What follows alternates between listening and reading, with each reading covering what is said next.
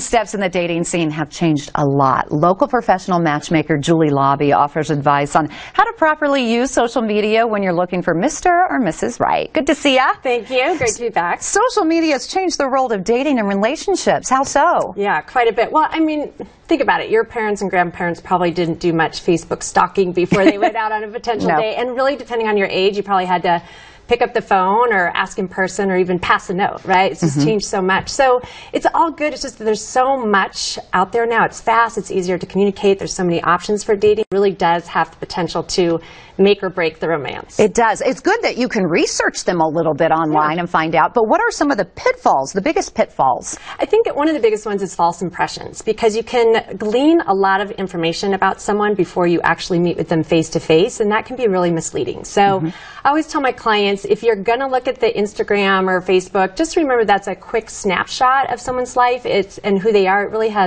it's not the whole picture. So to really reserve your judgment until you meet with them face to face. Right. And one of the other ones is that it really does fuel a little bit of insecurity. So when you start dating someone and he changes, you change your status and he doesn't, or you see her ex that they're still friends and you think they shouldn't be, there's just a lot of misgivings that can happen instead of just having that conversation, like where are we in the relationship and what are we doing now? And then I think the last one is really just that fake intimacy that comes from being behind a screen, because you really it's too much too fast. You can get to know a lot of people really fast on social media. But you also don't really have those real conversations that happen when you're doing something face to face. And yeah, that's so true. Sometimes you could type something and you mean it a different way, but it comes across entirely different to the other person. Yeah. So how do we navigate it?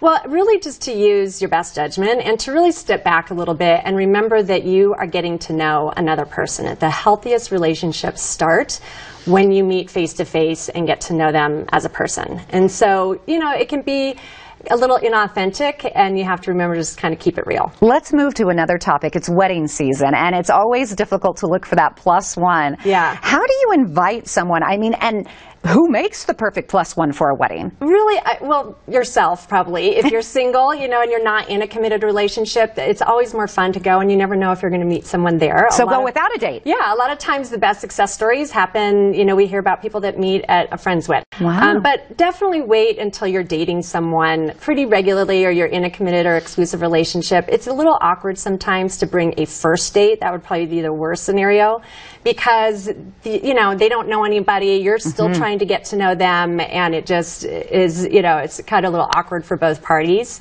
So keep it for someone that you're dating. When you're introducing someone maybe that you're newly dating, if the two of you haven't started calling each other boyfriend and girlfriend, you can say, this is my friend. Okay, that makes sense. Yeah, if you're referring to each other as boyfriend, girlfriend, then say, this is my Let's go back to online. What's the best way to break up with someone? You hear people texting, it's over.